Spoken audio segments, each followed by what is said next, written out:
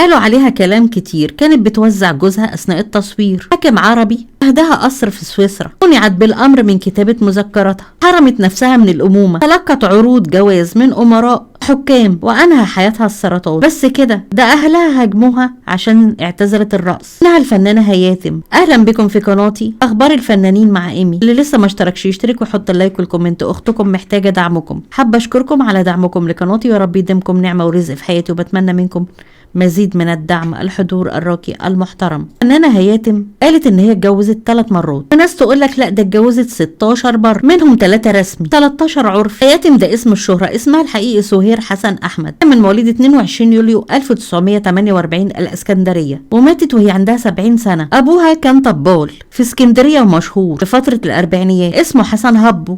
تم منعها من كتابة مذكراتها، ولكن قبل وفاتها وقالت لاختها حاجات. طبال حسن احمد ابوها عنده بنتين، الكبيره ما كانتش حلوه قوي، لكن هياتم كانت حلوه جدا، بقى ياخدها معاه في الافراح والليالي الملاح. قعد مع والدتها وقال لها بقى الفرخه اللي هتبيض لنا الذهب. انه ابن كار نزل ببنته الجميله من اسكندريه للقاهره، نزل بيها على الكباريهات والكازينوهات اللي موجوده في شارع الهرم والفنادق، كمان تشتغل في حفلات الامراء والرؤساء، ترقص في الحفلات الخاصه في القصور والفيلات. العالم كله بقى يجري وراها، واشتهرت وزع صيتها. بقوا الفنانين والممثلين كمان، والمخرجين والمنتجين ورجال الاعمال والامراء والسفراء، كله بيروح لها الكباريه عشان يتفرج عليها وعلى جمالها. اشتغلت في الحفلات العامه والخاصه 1971 وكان عندها حوالي 20 سنه. راح المخرج احمد ضياء الدين شافها، راح سلم عليها وقال لها انا بعمل فيلم ثم تشرق الشمس مع رشدي أباظة، نجلاء فتحي ونور الشريف وسهير رمزي. عايز رقاصه تعمل رقصه في الفيلم، رقصت في الفيلم وقلبت الدنيا. بقى المخرجين والمنتجين يجيبوها في الافلام. يقال ايضا بدات حياتها كراقصه وهي لا تتجاوز ال20 من عمرها، كانت بترقص في الافراح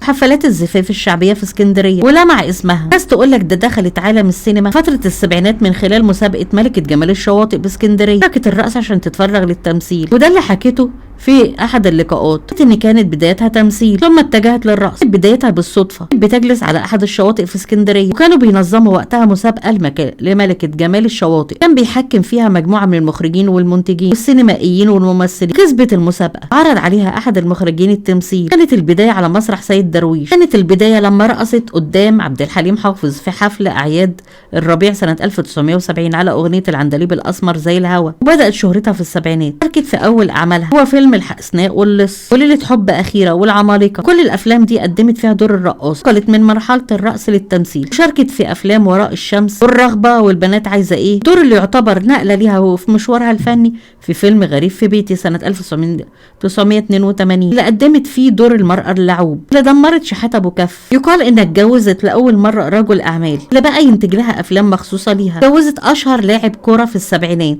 ويقال ان هي اتجوزت محمود الخواجه، كان اشهر لاعب كرة قدم في فترة السبعينات، وقالوا عليها كانت مفترية. سنة 1997 كانت عاملة مسرحية اسمها يا أنا يا أنت، واتفقت مع الفنانة ماجدة الخطيب تشتغل معاه في المسرحية. ما كانتش بتدي ماجدة الخطيب فلوس، وفي مرة وهم أثناء العرض على خشبة المسرح 2 مسكوا ببعض وحصلت خناق، ودي كان معاها بلطجية ودي كان معاها بلطجية. مسكت ماجدة الخطيب وضربتها. قال إن قبل وفاتها اتفقت معاها قناة فضائية إن هي هتكتب مذكراتها أو تسجلها بالصوت والصورة وتاخد 3 مليون، وبالفعل هي وافقت، لكن القناة رفضت بعد كده، ده بعد ما جاء للقناة تهديدات. قال ايضا ان في شارع باسمها في حي شرق في اسكندريه، قال ان ساري عربي خد لها قصر في سويسرا، ده اللي قعدت معاه 5 سنين. مرت الايام بيها ووصلت لسن ال70. اصيبت الفنانه هياتم بسرطان القولون وتوفت، ربنا يرحمها ويغفر لها. وعجبكم الفيديو لايك واشتراك في القناه.